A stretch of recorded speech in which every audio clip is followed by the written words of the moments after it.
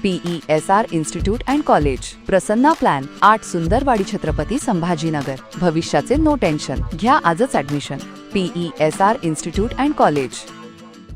अकोला जिल्हाधिकारी कार्यालय उडवून देण्याची थेट धमकी देणारा ईमेल पोलीस यंत्रणेला प्राप्त होताच संपूर्ण जिल्हा प्रशासनात खळबळ उडाली. या गंभीर घटनेनंतर प्रशासन तातडीनं अलर्ट मोडवर आलं असून जिल्हाधिकारी कार्यालय परिसरात कडेकोट पोलीस बंदोबस्त तैनात करण्यात आला आहे.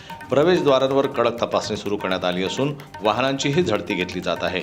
माहितीनुसार धमकीचा ईमेल पोलीस विभागाच्या अधिकृत यंत्रणेला प्राप्त झाला आहे.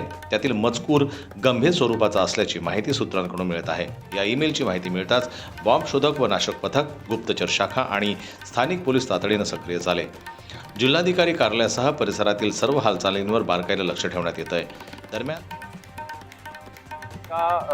मेल आय डीवरून कलेक्टर ऑफिसला आज रोजी एक धमकी आली होती. त्याच्यामध्ये RDXनी आपलं ऑफिस म्हणजे कलेक्टर ऑफिस ब्लास्ट करण्यात येईल आणि दुपारी 2 वाजेपर्यंत ते इव्हॅक्युएट करून घ्या, खाली करून घ्या, अशा पद्धतीचा तो एक मेसेज होता. आणि त्या अनुषंगाने आम्हाला मेसेज मिळाल्याबरोबर आम्ही आमच्या BDDS टीमला माहिती दिली. लोकल पोलीस स्टेशन आणि RCP असं सर्व बंदोबस्तासह या ठिकाणी आम्ही आलो.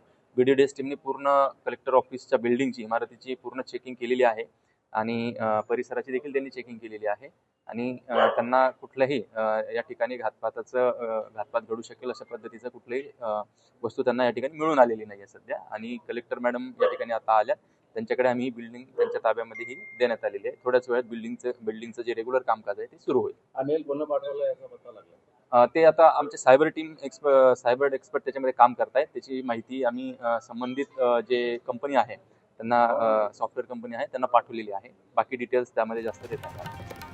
थँक्यू. दरम्यान हा ईमेल कुठून पाठवण्यात आला, त्यामागचा उद्देश काय आणि हा खोडसाळपणा आहे की प्रत्यक्ष धोका, याचा शोध घेण्यासाठी सायबर पोलिसांकडून तांत्रिक तपास सुरू करण्यात आला आहे. IP ॲड्रेससह डिजिटल ठसे तपासले जात आहेत. या घटनेमुळे काही काळ तणावाचं वातावरण निर्माण झालं असलं तरी परिस्थिती नियंत्रणात असल्याचं पोलीस प्रशासनानं स्पष्ट केलं आहे.